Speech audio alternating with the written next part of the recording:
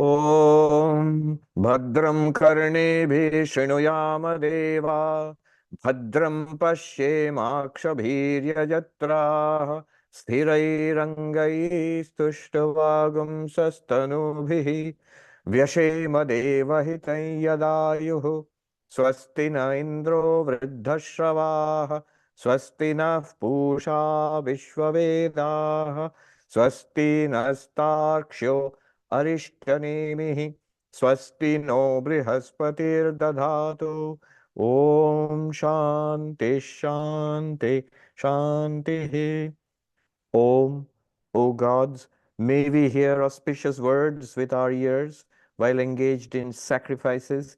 May we see auspicious things with our eyes while praising the gods with steady limbs. May we enjoy a life that is beneficial to the gods. May Indra of ancient fame be auspicious to us. May the all-knowing Pusha, god of the earth, be propitious to us. May Garuda, the destroyer of evil, be well disposed towards us. May Brihaspati ensure our welfare. Om, peace, peace, peace. So, we are studying the Mundaka Upanishad, and as we know, the Mundaka Upanishad has 3 chapters. They are called Mundakas, 3 chapters, and each chapter has 2 sections. We have completed 2 chapters. The last second section was also completed. We have now started the 3rd chapter, the 3rd Mundaka, and the first section of that.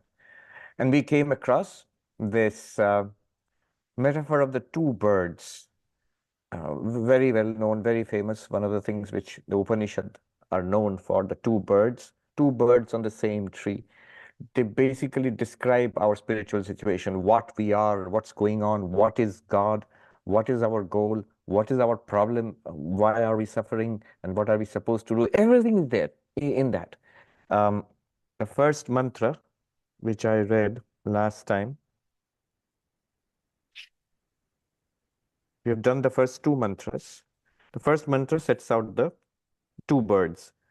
Dva suparna sayuja sakhaya samanam vriksham parishasvajate tayoranna pippalam swadvatti anashnananyo abhichakashiti. There's a tree, and on that tree there are 2 birds. They're very similar, and one of those birds is hopping around. The lower bird is hopping around from branch to branch. There are fruits in the tree, some sweet, some bitter, some mixed. And this bird is pecking those fruits and eating. And there is a higher bird, which is just magnificent in its witness nature, which is at the top of the tree and just watching. The description is, it does not eat, it watches. And this lower bird, which is us, what we are right now, the description of what we are undergoing right now. The tree is the body, and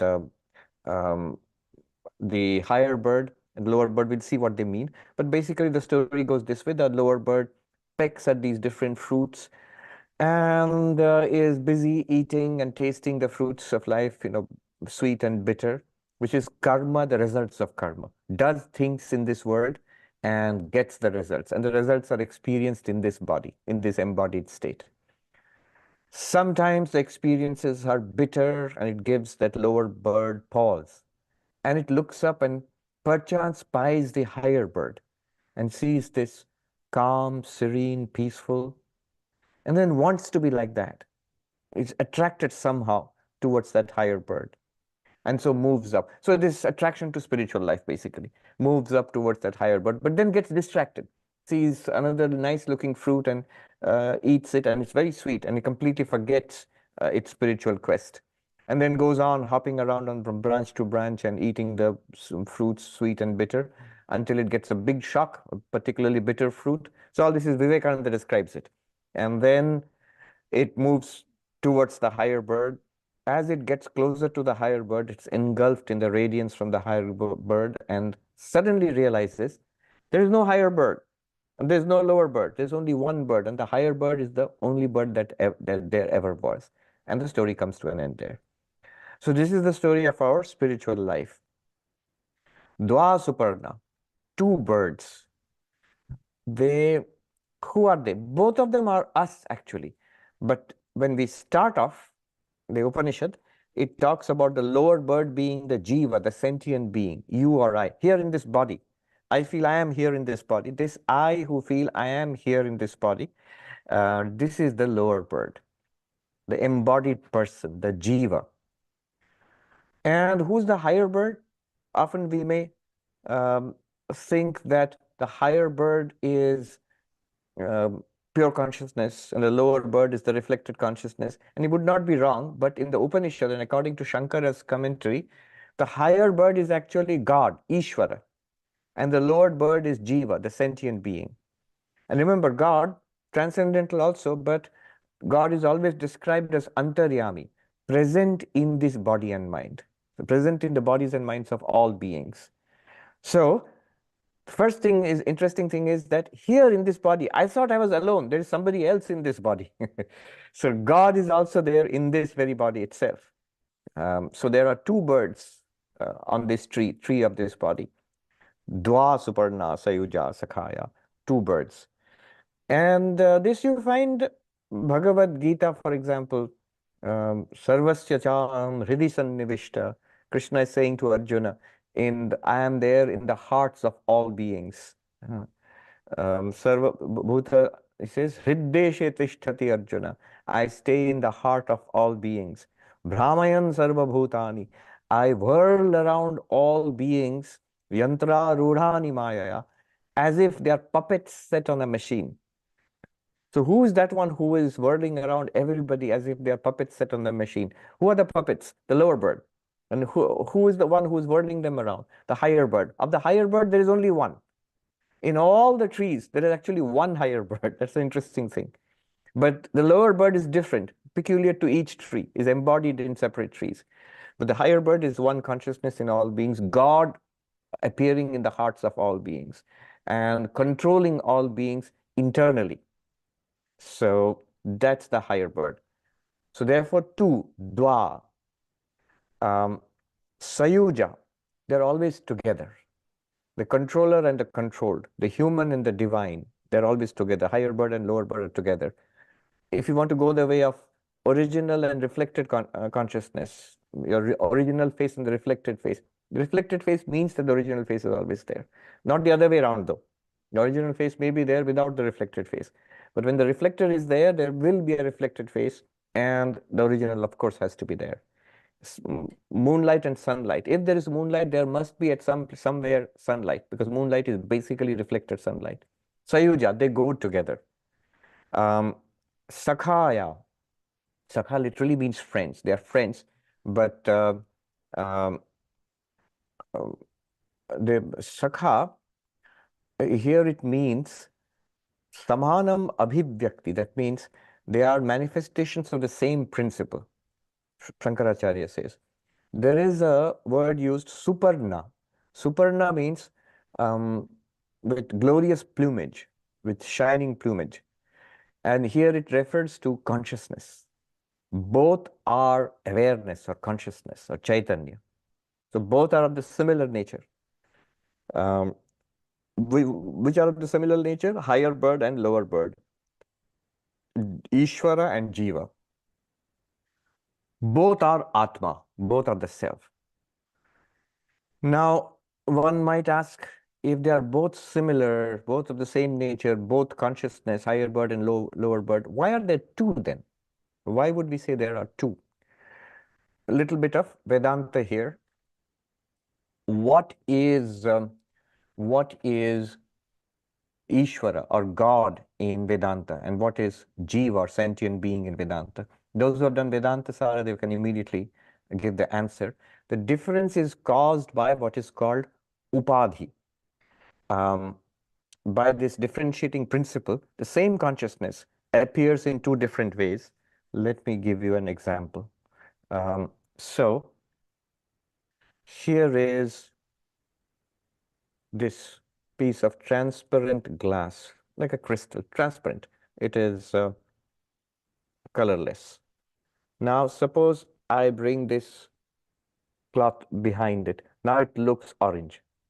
You see, it's transparent. Now it looks orange. Now, this cloth is called the upadhi, something which comes near this transparent glass and lends it its own color. Here is another upadhi, this brown book. I bring, glass is colorless. You can see the glass, colorless glass. But now I bring the brown book behind it, and the glass seems to be brown. So the glass seems to be orange, and the glass seems to be brown. But in both cases, the glass is just transparent glass. At no point has it become orange, no point has it become brown. Okay. The cloth is called upadhi, and this brown book is called upadhi. So basically, upadhi is defined as, in Vedanta, it's defined as something which comes close and seems to lend its own properties, seems to impose its own properties. So the transparent glass, which has no color of its own, the orange cloth comes close and seems to lend its orange color to the glass, seems to lend, and actually does not lend. The brown book comes close and seems to lend its brown color to the transparent glass. Actually, the glass never becomes brown. All right, so this is an upadhi. Why am I saying all this? Imagine Atman, Brahman, pure consciousness. Nothing but pure existence consciousness bliss, limitless existence consciousness bliss. That's the only reality according to Advaita Vedanta. Now, and I'm speaking from Vedanta Sar. And what are we trying to do? We're trying to differentiate between Ishvara or God or Saguna Brahman and Jiva, sentient being, the two birds. What are the two birds from the Vedantic perspective? So the upadhis are different. Therefore, the same consciousness appears as God in the one case, as the sentient being in the other case. In Sanskrit, it's the same consciousness, one consciousness only, one Brahman alone appears as Ishvara, appears as Jiva. But in either case, it still remains that one Brahman, just like the glass remains the colorless glass. Now, why did in one case the glass appeared orange, another case the glass appeared brown? Why did the glass appear orange? Because of the orange upadhi. Why did the glass appear brown? Because of the brown upadhi. Now, the brown glass and the orange glass, they look very different from each other. They seem to be very different, although you know that they are the same colorless glass. Similarly, the upadhis are different. The upadhi of Ishvara, a Brahman with Maya, is called Ishvara. Maya is the upadhi. I'm not going to go into the definition of Maya. Maya is basically power. So Maya, the power of Maya, is the upadhi for pure consciousness, and then with Maya, with the presence of Maya, pure consciousness is called Ishvara, God. I repeat that. Samashti Ajnana Upahita Chaitanyam. And this is the technical definition from Vedanta Sara. When the totality of power, which is called Maya, becomes the upadhi for pure consciousness, then that pure consciousness with Maya is called Saguna Brahman, Ishvara, God. Multiple names are there. That's the God we worship in religion. It is characterized by things like omnipotence, omniscience, omnipresence, Sarvagya, Sarvavyapi, Sarvashaktiman. Why does it have these qualities? Because of Maya. Maya is the one which appears as these powers in consciousness and makes it God. And then the same consciousness with another upadhi, the upadhi is called Ajnana or ignorance, becomes Jiva. The Jiva, the sentient being, is characterized by Alpagya, Alpa Shaktiman, with limited knowledge, limited power, just limited beings like us. Now, Ishvara is one because Maya is one. So there's only one Ishvara. But Ajnana or ignorance is many, many, limitless. So Jivas are many. Consciousness being one, but with multiple Ajnanas, it seems to be multiple Jivas. Just like you have a sun reflected in 1,000 dewdrops, you see 1,000 tiny suns there in the dewdrops. So similarly, in the thousands and millions of upadhis of ignorance, of avidya, you have millions of living beings, sentient beings. So the sentient beings are many, many, many. God is one. Now, this is the meaning of, all I'm explaining is dwa, two birds. These are two birds. And this one bird, which is God, the higher bird, is all-pervading. Being all-pervading, it's there in every tree. That means in every body. So God is here in me, in you, and it's the same God in all of us. And it is all-powerful, all-knowing. It is the controller, and so on. And the sentient beings are many, many, many. And remember, our upadhis are parts of Maya. So this again from Vedanta Sara. Um, Maya is divisible. Pure consciousness is not divisible, but Maya is divisible. And Maya has thousands, millions, and billions of little tiny parts. So those parts become the upadhis for individual sentient beings, or we appear because of those upadhis. So this is one way of looking at it. Why? All of this is to answer the question, if there is one non-dual Brahman, where did the tree come from? Where did the other bird come from? Why is all this going on? It's all because of the Upadhi, according to Advaita Vedanta. And that's why whatever is in Upadhi, remember, it's an appearance. When the orange cloth came near the glass actually did not become orange. It looks orange. Now you might say, but there is an orange cloth, something apart from the glass which came. But in the example there is, but in Vedanta they will say Maya, the Upadhi, and the ignorance, the Upadhis, they are also appearances. They do not constitute a countable second to Brahman. So the Upadhis themselves are also appearances in Brahman. All of this is to explain Dwa Suparna Sayuja. So two birds. One of them is a remarkable bird, God, Ishvara, Bhagavan. The other is the sentient being, each of us. And both of them are present, Samanam Riksham, in the same, Parishasvajat. They cling to the same tree. Parishasvajati means they cling to the same tree. Which is the tree? Basically, it is samsara, this world, this universe. But more precisely, it is the body. So this tree. And through this body, the individual sentient being experiences the results of past karma and evolves spiritually that way towards its real nature, which is here God. The higher bird in this body is God. And as we evolve towards Ishvara, finally, here is the Advaitic conclusion. When we realize what the higher bird is, we realize that we are the same. That bird is also pure consciousness. I am also pure consciousness. I am not the body, not the mind. I am the witness consciousness. That one is also not consciousness plus Maya. It is just pure consciousness. And we are the same. The brown glass and the orange glass are the same because the glass is neither brown nor orange. As pure consciousness, we are the same. Here, when Hanuman says, when Ramchandra asks Hanuman, what do you think of me? And Hanuman said, as the body, I am the servant and you are the master. You are God, the Lord, and I am your servant, Hanuman. As the sentient being, you are the total and I am your part. Twadangshaka, Jiva, I am your part. You are the one consciousness, the one bird in all bodies. And each body, I am there also as a tiny, we are all there as the lower bird. So we are all parts of you in that sense. And finally, as pure consciousness, as the glass itself, you and I are one. So, Deha buddhya dasoham, Jiva buddhya twadangshaka, Atma buddhya tvamevaham, iti me nishchitamati. As pure consciousness, you and I are one. So this higher bird, which is pure consciousness, with the upadhi of Maya, its higher nature also means that it's the witness.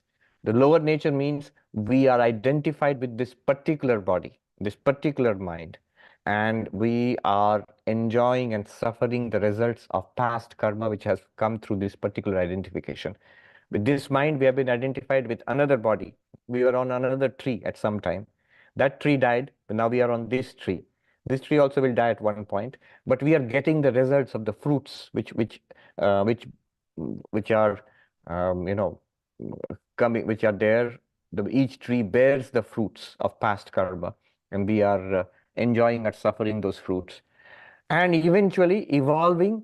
First of all, we become aware of the presence of God, the possibility of God, the possibility of spiritual life, and finally, the highest spiritual realization that I and God are one reality, that one pure consciousness, and that sets us free. So this is the whole plot behind the two birds and the tree. Now, we have done two mantras. The third one talks about enlightenment, third and fourth one. The first four mantras, they talk about the two birds. So we are going to conclude that topic of the two birds. The third mantra, Yada pasya pasyate rukmavarnam kartaramisham purusham brahma yonim tada vidwan punya pape vidhuya niranjana paramam samyam upaiti. Beautiful mantra. It talks about the results. What is enlightenment? When you realize that I am not the lower bird, that's not the higher bird, we are one consciousness. There's only one reality, and I am that one reality. Then I am the reality in this tree, the one consciousness, and in all trees, in all beings, I am that one consciousness. In fact, there are no other beings, no other world apart from me. I'll read out the English translation.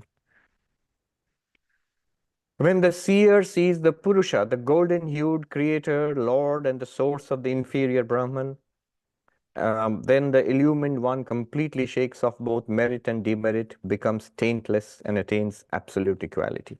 All right, so what does that mean? This is enlightenment. The realization, Aham Brahmasmi, I am Brahman. Yada Pashya, when. There is, it's not automatic. There will come a time in our spiritual evolution when we will come to see this. And the words are also interesting. The word Pashya literally means the one who sees. The one who sees.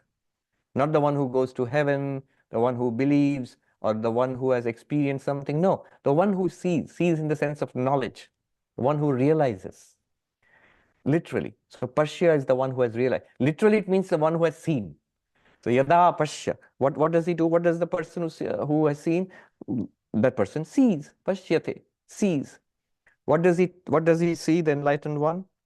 Rukma varnam. Literally means the golden hued. The golden hued. What is the golden hued? Golden hued means awareness, pure consciousness. It's basically the radiance of the higher bird. As you come closer and closer to God, you begin to see the nature of God, and you realize I am that are the same reality. Rukma Varnam. Then you realize you are not the body also. That also you realize. We realize that I am actually not the body. I'm actually not the mind. And then I am this one pure consciousness. Then the lower bird identity is lost. And with the lower bird also goes the higher bird, and all that is left is the golden hue. Rukma Varnam, the golden hue. What is golden hue? Pure consciousness. The commentator translates Swayam Jyoti Swabhavam, that which is self-luminous. What is self-luminous? Consciousness alone. Self-luminous means light. Light is used as an example here. So everything in this room would be dark. The moment you switch on the light, everything in this room is revealed by that light. You can see what's what. But also, interestingly, the light is something extraordinary. In order to see the light, you don't need to switch on another light. So the light has this unique property of revealing everything around it and itself. Notice, apart from the light, the books and the table and the body and the clothes, they don't reveal themselves, they don't reveal anything else. It would still be dark. No matter how many things you pack into this room, it would still all be dark and not seen until you switch on one light. And the one light can illumine every item in this room and also reveals itself. That's the meaning of self-luminous, that which shines, revealing other things and revealing itself. However, Vedanta will say, but the light is also not self-luminous. And to check that, just close your eyes. The light will disappear. Just close your eyes. So even the light is revealed to the eyes. So the eyes are that which reveals the light. And so for sound, ears reveal sound, and the tongue reveals tastes, and the nose reveals odors, and the skin reveals touch. So the senses reveal their objects. The objects are by themselves not self-luminous. But the senses themselves are also revealed by the mind. All the senses finally deposit their data in the mind as sensory data. So we are experiencing in the mind sight, smells, taste, touch. Because if you don't pay attention, for example, then even if the eyes are open, even if the room is well lit, you don't see. If you're sitting in class and you're not paying attention, the mind is elsewhere, the ears are open, and there's a talk going on, but you don't hear. That means the mind illumines the ears and the eyes. Mind is the light which illumines the senses. The senses are the light which illumines external objects. But the mind itself is illumined by awareness, by the one constant light of awareness.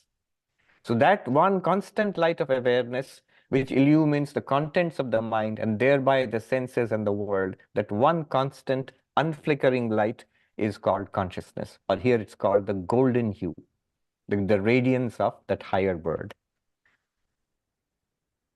Shankaracharya says, Rukmasya eva va jyoti asya avinashi. So says, why golden? Because it has got this undimmed shine as of gold. Gold, if you just scrub it a little, its natural radiance shines forth. So similarly, pure consciousness is always unflickering awareness. In waking, dreaming, deep sleep, in seeing, hearing, smelling, tasting, touching, in enjoyment, in pain, in memory, in creativity, in understanding, in forgetting, everywhere, consciousness is undimmed. So then what happens when you realize that I am that one consciousness? But what is that consciousness? Kartaram. So the important adjectives are given. Kartaram. It is the one agent. We realize that the higher bird, God, is the only doer in this entire universe. Until now, I thought I was doing. And as a result of my doing, I got these fruits, sweet and bitter. But now I realize there is only one doer in all the trees, in all the bodies. There is this one being which, Krishna says in the Gita, I make all beings whirl around like puppets on a machine. Yantra Aruda, literally on a machine. He says, like, not puppets on a string, puppets on a machine. So I make them whirl around. I am the one agent in this entire universe. So much for our free will. So we realize this God is also nothing but pure consciousness. So the pure consciousness ultimately as God is the one doer. And in delusion, as us, as you and I, we are also that one doer. We think of ourselves as the doer. But who is really the doer here? Not the sentient being, not the jiva. Actually God. Not even God. Ultimately, it is that one pure consciousness, the only reality of this universe. I am that. Kartaram. Isham, the Lord of the universe. The one Lord of the universe. See, the Lord of the universe is the one who projects this entire universe. So this entire universe, the creator of this universe, that's the definition of God in all theistic religions. You are that. One might protest here, but I am not God. You just said God is omnipotent, omniscient. I don't feel omnipotent, omniscient. No, we are not omnipotent, omniscient as a sentient being, individual sentient being, as the lower bird. But what we are, this one consciousness, it's the same glass which, with the orange cloth, thinks it's God. With the brown background, thinks it's a lower bird or a sentient being. But basically, it's the same thing. It's the same consciousness, pure consciousness. So that one, Isham, the Lord of the universe. And then the next, Purusham. Purusham here means that one spiritual being. It has two meanings. One is Puri Shayanatiti Purusham. Both meanings are useful here. Puri Shayanatiti Purusham, that which relaxes, lies down in this body. Puri means in the city of this body. In the city which is this body, there is one being which is like a couch potato, lying down and relaxing and stretching out in your heart. That is Purusha, the pure consciousness. Also, Puranath, that which fills up the entire universe. that which pervades the entire universe. That is also Purusha. So here, as the higher bird, it pervades the entire universe. And the same Purusha, as the lower bird, it is here in this body. Higher bird also is here in this body. So you realize the Purusha, and you realize, I am that Purusha. Brahma Yonim. It is Brahman. This pure consciousness is Brahman, the ultimate reality. And Yonim, the source of this entire universe. The two meanings are there. Brahma Yonim means Brahman, which is the source of this entire universe. Or Brahman, which is the source of that which is the source of Brahma. The lower, Brahma is the creator Brahma. Brahma, Vishnu, Maheshwara.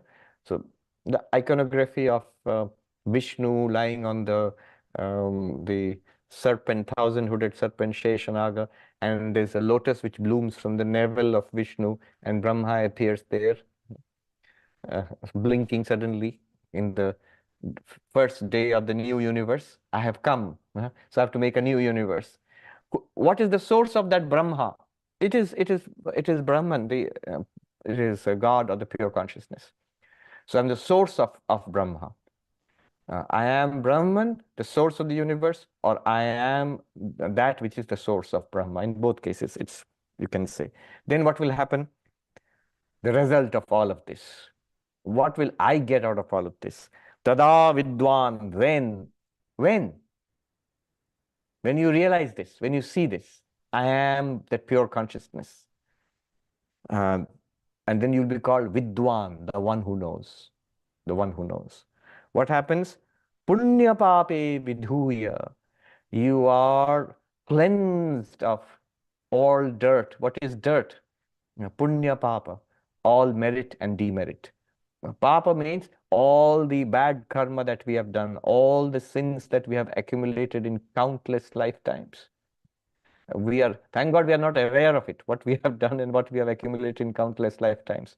The burden would be so terrible, we would probably be paralyzed.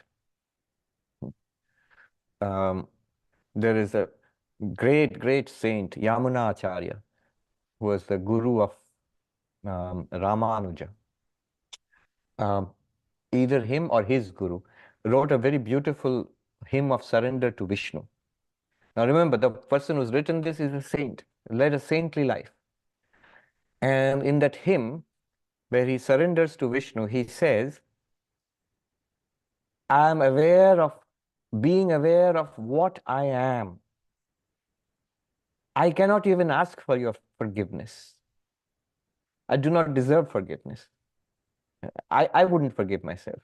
So I throw myself upon your mercy. Do with me what you will. It is entirely acceptable to me. Now, who is saying this? The one who has led a very saintly life all his life. He's a guru to so many people.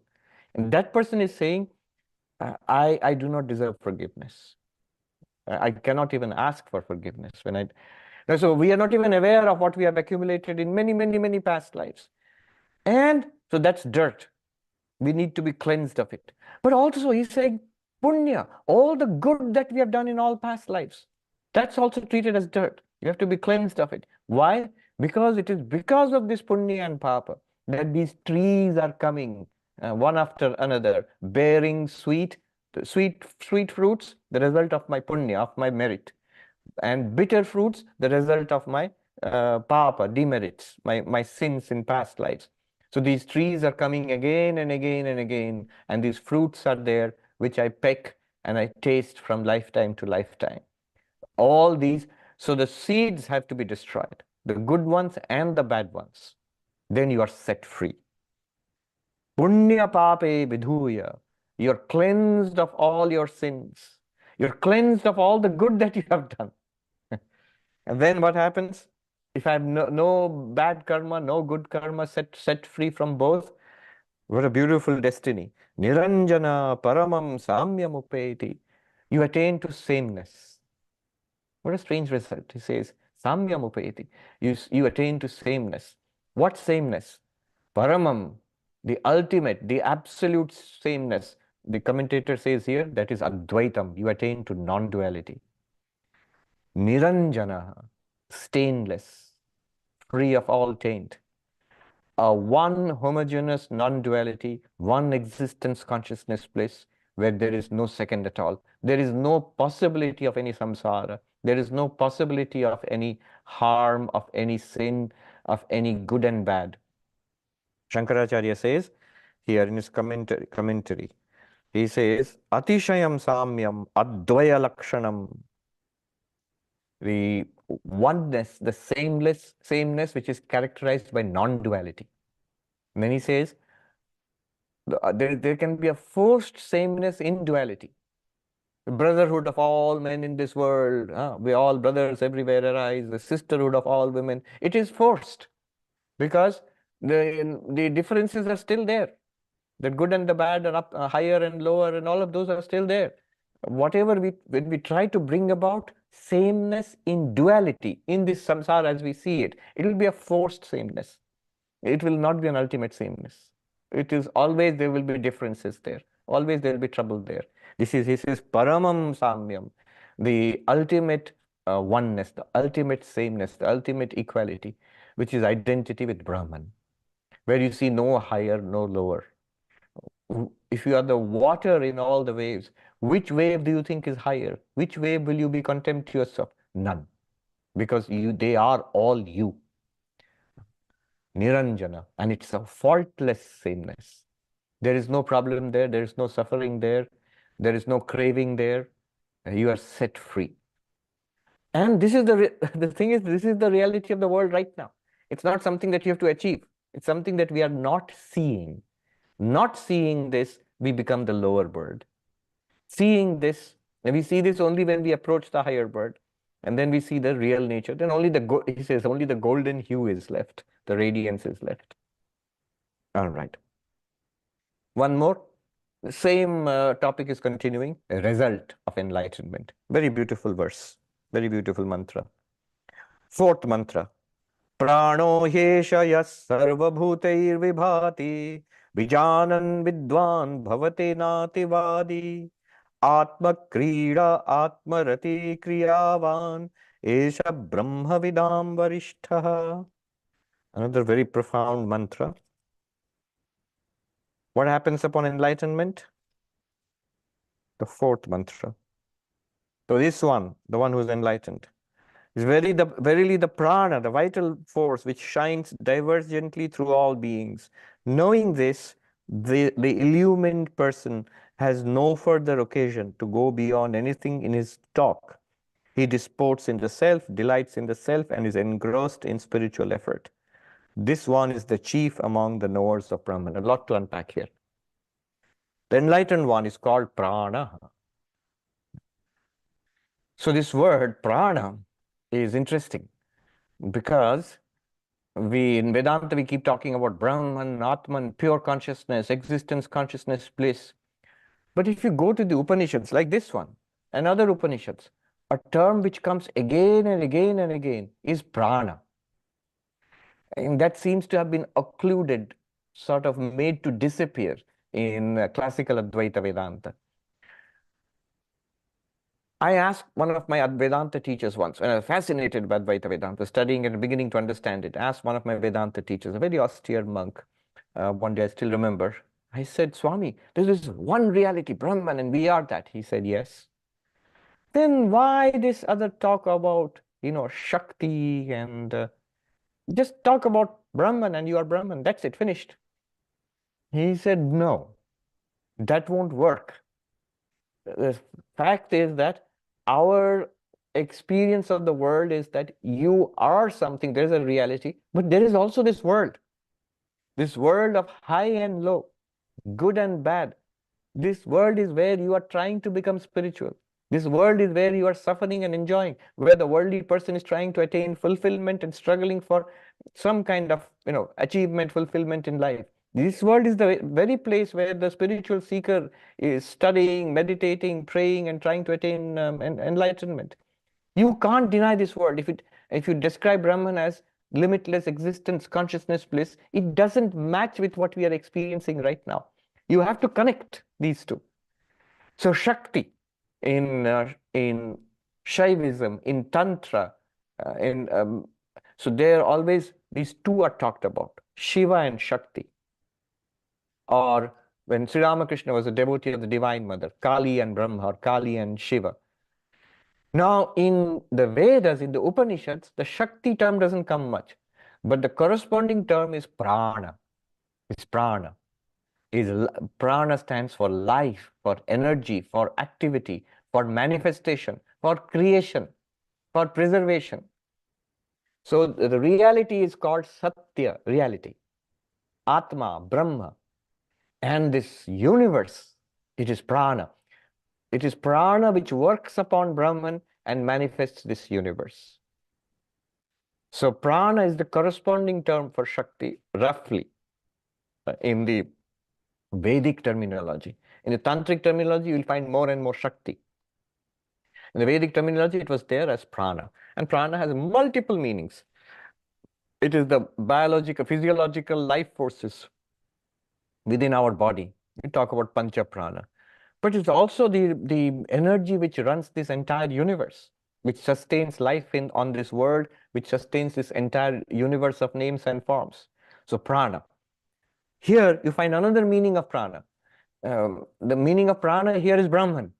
See, the word prana is used in multiple senses. So in this fourth mantra, prana here is Brahman in the sense, the essence of prana. What is the reality of this prana? It is Brahman, it is pure consciousness. It is that higher bird.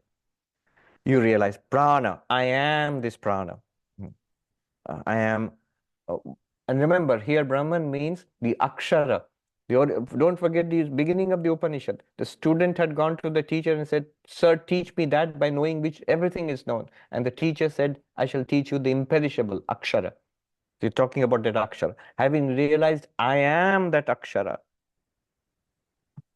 And that Satchidananda, existence, consciousness, bliss, that ultimate reality, that transcendent reality, what is that?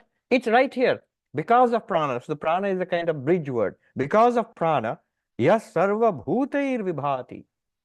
It is that transcendent reality which is now appearing in front of you as these living beings, as this human being, this man, this woman, this house, this sky and this earth, the stars and planets, as this living body, as the very breath which in-breath and the out-breath, as enjoyment and suffering, as every bit of the tree. It is that same Brahman, that same Akshara, which is appearing in this way. We had just read in the last Mundaka, very beautiful mantra upon enlightenment, 11th mantra of the last Mundaka, 2.2.11. Brahme Vedam Amritam Purastad, that immortal Brahman, transcendent immortal Brahman, where is it? It's in front of you. Open your eyes. Don't close your eyes in meditation. Open your eyes and take a look. What is in front of you? That's Brahman. Brahma Purastat. Brahma Paschat. What's behind you? Look behind you. There's Brahman. Brahma Dakshinataschauttarena. To your left and right is Brahman. Adhaschaudhvam cha prasitam Brahma eva. Above and below you, there is Brahman alone. Idam Vishwamidam Varishtham. That transcendent Brahman, which is beyond this universe, is this very universe also. How is it possible? It's because of Shakti or Prana. And that same Brahman appears in this way. We don't see it. We don't see that Brahman. We see just this universe. We just see this universe. We see the waves. We don't get what water is. So, Sarva Bhuteir Vibhati. With eyes closed, existence, consciousness, bliss, I am this pure consciousness. With eyes open, here is Brahman. To your left is Brahman. To your right is Brahman. Every being all around you is Brahman. Above and below, this meanest thing and the highest thing. Vivekananda put it this way. What shocking language. Imagine, late 19th century America. He says, every worm is verily brother to the Nazarene. What is the highest manifestation in the universe? He's talking to Americans, Christians here. Jesus Christ, avatar, incarnation of God, the highest manifestation. And what's the lowest manifestation? You can look at the humble worm in your garden. Every worm is brother to the Nazarene. It is that one limitless existence, consciousness, bliss, which appears as the greatest manifestation in the spiritual giant, what we all aspire to. It is appearing as the higher bird. But it also appears as the lower bird. It appears as every leaf and branch and fruit of the tree. Vijanan Vidwan, having realized this, again the same word, Vidwan. You realize it, not believe in it, not meditate upon it, not debate upon it, not speculate about it. No, you know it, you realize it. Bhavate nativadi. So when one becomes enlightened, many descriptions are there. Brihadaranyaka Upanishad, it says, Abhayam vai praptosi, you have attained to fearlessness, O emperor. So one characteristic of the enlightened is fearlessness. Another characteristic of the enlightened one is seeing the sameness everywhere. The Gita says, the one who sees in the high caste Brahmin and in the low caste one and in an elephant and in a dog, he sees the same divinity. They are exactly the same reality. So all the so-called differences of life and society and all, they are all in ignorance. The reality is that there is one divinity everywhere. So one who sees the sameness everywhere, that's another sign of enlightenment. Here another interesting sign of enlightenment is given. Bhavati nativadi. I wonder how Gambhiranji translated it. This is an interesting term, ativadi. It means he has no further occasion to go beyond anything in his talk. Okay, so difficult to translate. That's why it seems mysterious. What is this? Ativadi. Vadi is the one who talks, the one who holds a position, talks. Ativadi, the one who goes beyond, crosses limits in his talk. Now, what does this mean? So this is a Vedic word. The primary use was derogatory. It's often translated as a tall talker. So the person who understands the philosophy of Advaita, what's the result? It becomes a tall talker. Talks about things beyond his understanding. Now, there is Brahman, ultimate existence, consciousness, place. I am that Brahman. No. Those are not the signs of an enlightened one. So goes around giving classes on YouTube and all, not the signs of an enlightened one. What is the sign of an enlightened one? Does not talk. Bhavate nativadi. Sri Ramakrishna put it this way. He said, when you fill a pitcher with water, imagine a big pot being filled with water. There's a gurgling sound. The empty pot makes a gurgling sound. But when the pot becomes full, almost full, you will see the sound stops. There is no gurgling sound anymore. So the full pot doesn't make much sound. Of course, then Sri Ramakrishna says, later on, if you empty the pot into something else, water is poured into something else, again a gurgling sound might come. Another example the Sri Ramakrishna gives is of the honeybee, which buzzes around, makes a buzzing sound and buzzes around. But once it settles on a flower and starts extracting the sense of the flower, it stops buzzing. It becomes quiet. Although Sri Ramakrishna's descriptions are very beautiful, he says, sometimes in its joy, the bee can make a little buzzing sound. He says a little humming sound. It's enjoying itself so much, it hums a little to itself. Maje maje gun gun kare. So, bhavate nativadi literally means does not cross anything. Now, cross anything means the one who has not realized that there is one divinity in everything talks over others. Has some inkling of, I don't know how better to explain this, has some inkling of Brahman, but in trying to explain it to others, in trying to debate with others, in trying to cut down others, in trying to propagate his views, maybe talks over others, crosses limits. It's often translated as becomes a tall talker. But the one who is fully enlightened becomes quiet. Whom will I say? To whom will I explain? One interesting thing about some of the direct disciples of Sri Ramakrishna was they would often scold their disciples quite harshly.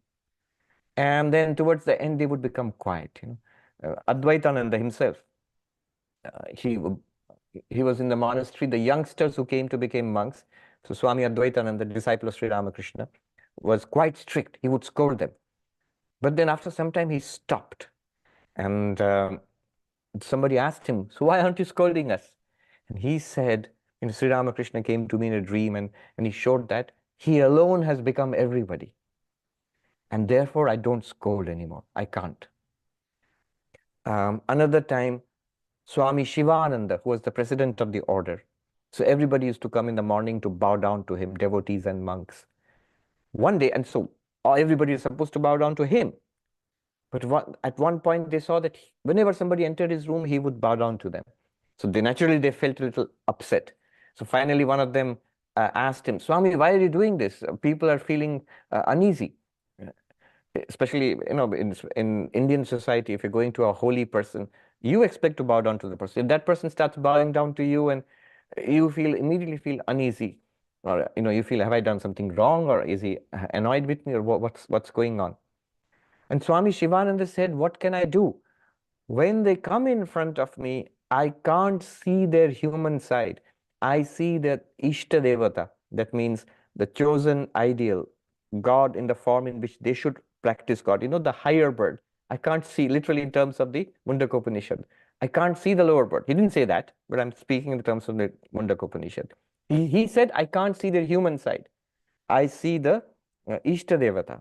And when I bow down to God, and then that form disappears and the human being comes. Otherwise, how can I give instructions? I can't give instructions to God. So it's like, so the enlightened one, when he comes across every one of us, that person, he or she, will see not the lower bird, will see the reality. The reality is the higher bird in each of us. So becomes quiet. Whom will he talk to? What will he say? Because their vision is so clear, they see divinity everywhere. And after that, there's nothing left to say. So bhavate nati vadi. This is a sort of peculiar way of indicating enlightenment. And then multiple terms are used, 1, 2, 3 terms. Atma krida. Krida means play. So plays in the self. Plays in the self means, where do you play? You play in the world outside. And so whatever the person is doing, interacting with people, being by himself, is playing with the Atman, because he sees the Atman everywhere. He says, my Lord alone is playing with me in all these forms. Atma Krida. So in all the interactions with all living beings, whether spiritual seekers, worldly people, animals, whatever it is, Atma Krida is playing with the Atman. All interactions for this enlightened one are play. Play with whom? Play with the Atman, with one's own self. And when one withdraws from the external world into one's own self, into the subjective self, Atma Rati becomes immersed in the joy of the Atman. See, the way we experience the world is subject-object. I am the subject and this is the object. And now I play with the objects. My play with the objects depends on, likes and dislikes. The lower bird. There's some fruits the lower bird enjoys, the others the lower bird hates and tries to eat these fruits and avoid those fruits. That's how our life goes on. We're trying to get satisfaction in the world by our experiences in the world. Or we turn inwards into ourselves, the subject itself. But for the enlightened one, with eyes open, sees God, the same existence consciousness plays. So plays with not the world, but plays with the Atman. Inwards, the subject, I myself, what am I? I'm the same existence consciousness place. So immersed in the bliss of Brahman. Atmarati enjoys Atman inwardly. Then, interesting word, Kriyavan, full of activity. You would expect such a person to finally retire from activity, become enlightened. I'm done with my play. Now I will only meditate or, read a few Vedanta books and that's it. I've retired now. No, he says Kriyavan, full of activity. So this shows that external activity has no conflict with non-duality. The best verse for this is in the Bhagavad Gita. Brahmarpanam brahmavi, brahmagno brahmanahutam, brahmaivatena gantavyam, brahma karma samadhina. The one who sees Brahman in all activities, that person is called Brahma karma samadhi. Brahma karma samadhi, the term, is the name of the enlightened one. The one who sees Brahman in all activity. This is a powerful instruction to Arjuna, who is a warrior, who has to engage in action. Can you be fully enlightened and yet be engaged with the world? Krishna says, yes, why not? Then all the factors involved in action, you, the one who are doing the work, the instruments with which you are doing the work, the people for whom you are doing the work itself, all of it is Brahman. The example of a Vedic ritual is given. Brahmarpanam, the ladle with which one offers the offerings into the fire, that is Brahman. Brahmagni, the fire into which one offers the offerings, that fire is Brahman. The priest who offers the offerings, that priest is Brahman. The offerings themselves are Brahman. The one who sees Brahman in every action, in the midst of action, that one attains to Brahman. So all of this can be seen as an explanation of this one word, Kriyavan, full of activity. Need not withdraw from activity. So that explains how someone like Shankaracharya, Vivekananda, they were full of activity. But are all full of activity? Ramana Maharshi was not apparently full of activity. So you cannot make a prescription about the enlightened one. The enlightened one has to be like this or will not be like that. You cannot say. It can be full of activity from our perspective. And that person, if you ask that person, so you are doing lots of things, the person can say honestly, no, I'm not doing anything at all. The only Brahman. In all activity and in absence of activity, there's only one existence, consciousness place. And such a one, Esha Brahma Vidam Varishtha. Such a one is the greatest knower of Brahman. So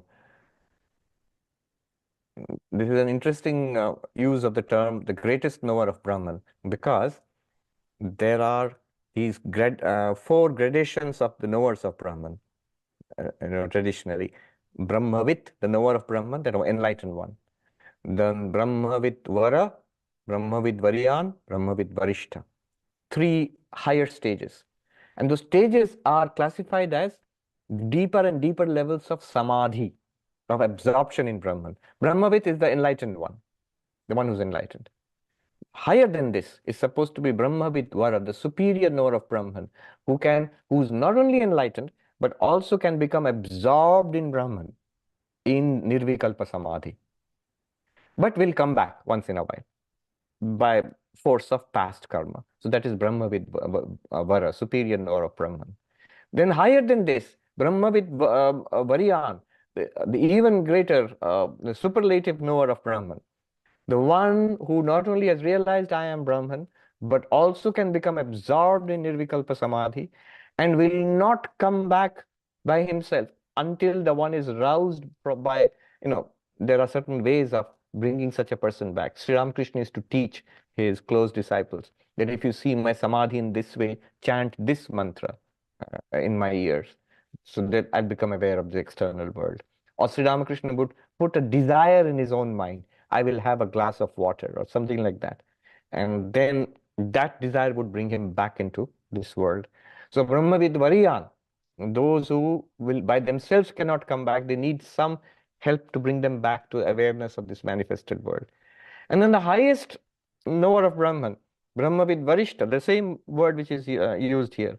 The knower of Brahman is the superior, most supreme, is the person who's not only realizes I am Brahman, can become absorbed in Brahman, in Nirvikalpa Samadhi, and will not come back, either by past karma, by our own efforts, or by the help of anybody, will not come back at all. So Sri Ramakrishna says such persons within 21 days, the body will go away, because the body will not get any sustenance, the body will drop off. Now, that's the one way of looking at it traditionally. The Upanishad says the highest knower of Brahman, Brahmavid Varishta, Brahmavidam Varishta, the highest knower of Brahman is what? Fully absorbed in Nirvikalpa Samadhi and never come back into this world. He says, no, fully active, day and night busy. Working for the welfare of others, doing whatever. We don't know what that person will do. He could be active in whatever. Because for that person with eyes closed and eyes open, in samadhi and out of samadhi, it's the same reality. It doesn't make a difference whether the subject turned inwards is Brahman, the object turned outwards is Brahman. There is really no difference for that enlightened one. That person is attained to Niranjanam Paramam Samyam Upeti, is attained to faultless oneness with Brahman. um, that Sarvatra Samam Brahman Sarvatra Samadarshana Nirdosham hi Samam Brahma. The one even existence consciousness place. Nirdosham, without any fault, without any unhappiness, bad karma, without any good and bad, without any name and form. One unmanifest ocean of existence everywhere has attained to that. Good. So this is enlightenment and very powerfully, poetically described in these mantras with the metaphor of the two birds. Let's look at some observations. Vijay says, can you please clarify the verse? Brahmayan sarvabhutani yantrarudhani mayaya in relation to karma yoga and free will. Yes, that is the realization of an enlightened person. Until that time, we have to assume that we have free will and keep on working. Karma yoga is the one which shows us. In karma yoga, we acknowledge that actually we don't have free will. The only doer is Ishvara, and we are being whirled around by the will of Ishvara. Brahmayan Sarvabhutani. Practically speaking, we have to assume we have free will, and we do assume. You don't have to teach us. Everybody assumes instinctively that we have got some free will, and society is also organized in that way.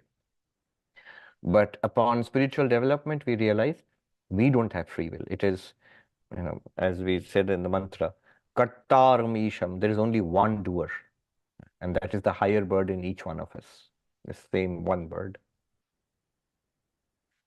Sonali says the Hanuman story illustrates we would realize duality, qualified non-duality, or non-duality depending on perspective identification. So this shift or seeing or true identity becomes crucial. True.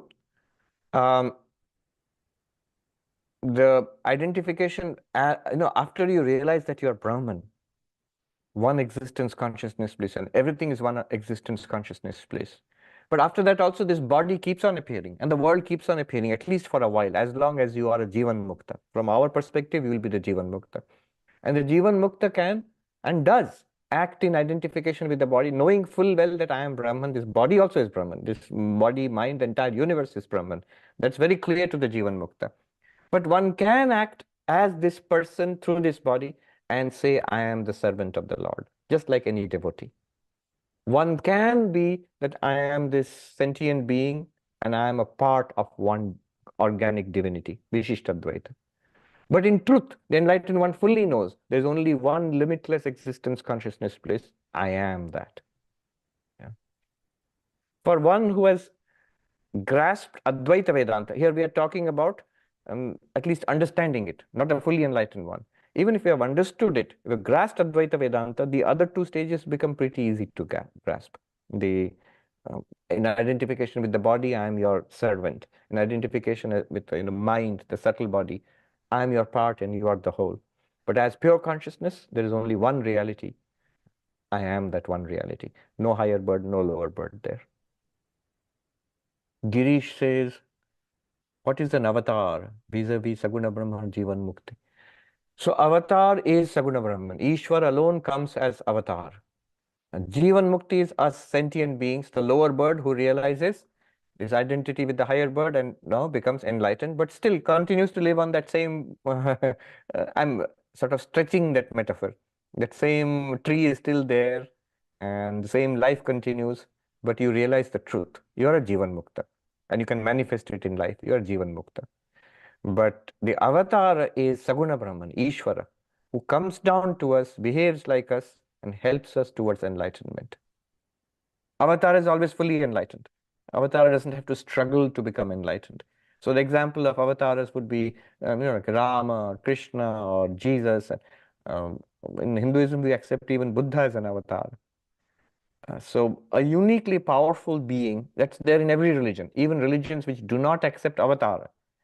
A uniquely powerful being who is higher than saints or enlightened ones also, who is at the source of that spiritual tradition. Peter says, do we have no free will because we are name and form and will one day perish? And existence of pure consciousness is. Why no free will? I'll give you an argument from Swami Vivekananda. But you see, um, there is freedom. Pure consciousness is always free. As Atman, as pure consciousness, we are always free.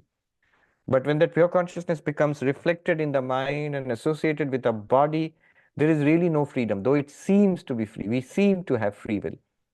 And so Sri Ramakrishna says, after some time, we will realize we have no free will and it is all controlled by the will of God at this level. But we have freedom as Atman, as pure consciousness, as Brahman. So it's not that we are name and form will one day perish. No, name and form will perish. We will not perish. We are pure consciousness and therefore we cannot perish. Jiva Brahmaiva Napara. You are Brahman. That's what we are reading right now. These bodies will perish. But that one pure consciousness, that radiance, which appears as the higher bird, will never perish.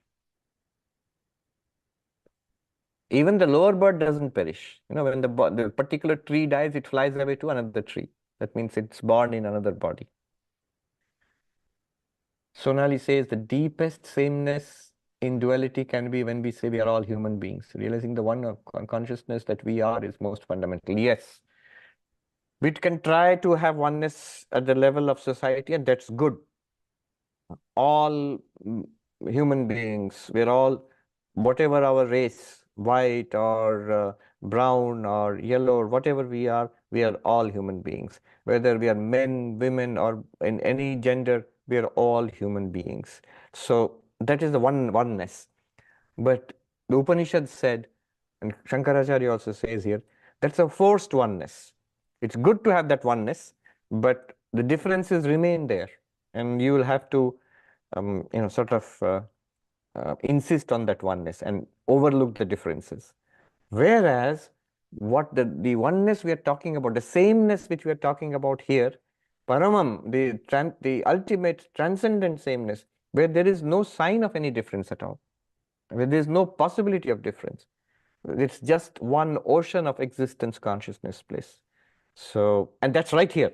That's the huge claim of Advaita Vedanta. We are not seeing it. That's much more fundamental. You are right. Girish says, is Maya also corresponding term for Shakti? Yes, Maya is also corresponding term for Shakti. And I forgot to mention, what is this Maya or Shakti made of? In Vedanta, it's made of the three gunas, Sattva, Rajas, and Tamas. Parul says, Maharaj, so as Shiva Shakti, Shakti is the Devi and Prana, it's the life-giving, nurturing force, yes. But remember, when we say Devi, when we say, we don't mean Maya, we mean Mahamaya. Devi, Mahamaya, Shakti, Kali, Durga, it's not just the power, it's the consciousness plus the power. So the power is an outer aspect. The reality is consciousness. So when we're talking about the Divine Mother, we don't mean just the power. We mean that pure consciousness, which we are calling Atman or Brahman, plus the power. So the Divine Mother is everything. That's why Swami Turiyananda was once asked, what's the difference between Shankara's Advaita and what Sri Ramakrishna taught? And he said, Shankara taught us the way to become free, what he's telling in these commentaries. So you're not the body, mind, you are not the lower bird, you are this pure consciousness. But Sri Ramakrishna also taught, after becoming free, how do you live in this world again? So you live in this world, you are playing, with the Divine Mother. Everything is the Divine Mother. So it all becomes a play between you and your mother and the Divine Mother. In that sense, you're fully enlightened, you know what's going on here, and then you live like that. Rick said, I interviewed someone the other day who claims to see the divinity in all beings, but who then concludes that no being's life is more valuable than others. For example, the life of a child who might die of malaria is not more precious than the life of a mosquito which might infect the child. So therefore, we shouldn't kill the mosquito. How would you refute this argument? Oh, Sri Ramakrishna has given a nice refutation for this argument. Sri Ramakrishna says, he said to Ishwar Chandra Vidyasagar, when he went to meet Ishwar Chandra Vidyasagar, who was a great reformer in late 19th century Bengal. So Ishwar Chandra Vidyasagar asked this question to Sri Ramakrishna. Is there difference of Shakti, of divine manifestation? And Sri Ramakrishna's answer was quite sarcastic. He said, of course there is. Otherwise, why have we come to see you? Have you grown two horns, sir? So in you, we hear of a great manifestation of knowledge and other divine qualities of compassion for others. And so we have come to see you. Sri Ramakrishna's, this is the refutation. Shakti Tarotamno. Brahman is the same everywhere. But in life, this difference will be this. The life everywhere, no one's being's life is more valuable than others. No, no, no, no. No being is more valuable than others. We are all one Brahman. There cannot be anyone who's more valuable or less valuable. But the life, the manifestation in this world, some are higher manifestations, some are lower manifestations. And so the human being, how do you know higher and lower? Well, we take human beings are a higher manifestation because Sri Ramakrishna says in this human birth, and Vedanta, Buddhism, all of them will say, in the human birth, we are able to realize God or become enlightened. And if becoming enlightened, God realization is the goal of this entire cosmic drama, then we should give value to that which leads to God realization. So is a mosquito's life more valuable or a child's life? The child's life. Child's life. And don't worry, by killing the mosquito, you're not really killing the mosquito. You're destroying the mosquito body, but then maybe you're giving it a chance to for a higher embodiment. Don't kill unnecessarily, but um, for example, you're sitting there and you're meditating, and the mosquitoes come and bite you, and you can't meditate anymore. But you don't want to kill the mosquitoes. Should you or shouldn't you? You should. Uh, One of Sri Ramakrishna's great devotees was a Vaishnava, very non-violent man, and he was worried about whether he should kill mosquitoes or things like that, insects. So one day he went to ask Sri Ramakrishna, and he saw Sri Ramakrishna had taken out the bedding from his room and was, getting rid of the bed bugs outside the room. And he said he had never seen Sri Ramakrishna do such a thing. But he saw that it's like a teaching to him, probably. It's been given as a teaching to him. So yes, be practical in those ways. You can take care of the mosquitoes, but that will be at the cost of your God realization. So yes, always common sense, common sense. Partha says, how to be monk-like in the world, how to identify an enlightened master. Yeah, please ask this next time. Because we are running out of time. Yes, Ramana Maharshi was quite active, Abhijit says, in many ashram activities. He did. If you look at his daily routine, he was quite mindful of what was going on around him. See, he did not take up activities by himself, but whatever came to him, as you can say prarabdha or by the will of Ishvara, he did all that very carefully, as he has given. Till 61 years of age, taking care of ashram animals, proofreading ashram publications, translating various scriptures in many languages, editing compositions by devotees, and meeting so many, many people. Pranam, what is the difference in Bhautika and Adhyatmika? The world itself is manifestation of the divine. Bhautika means this living being, all living beings around us, and Adhyatmika means that is related to this particular body.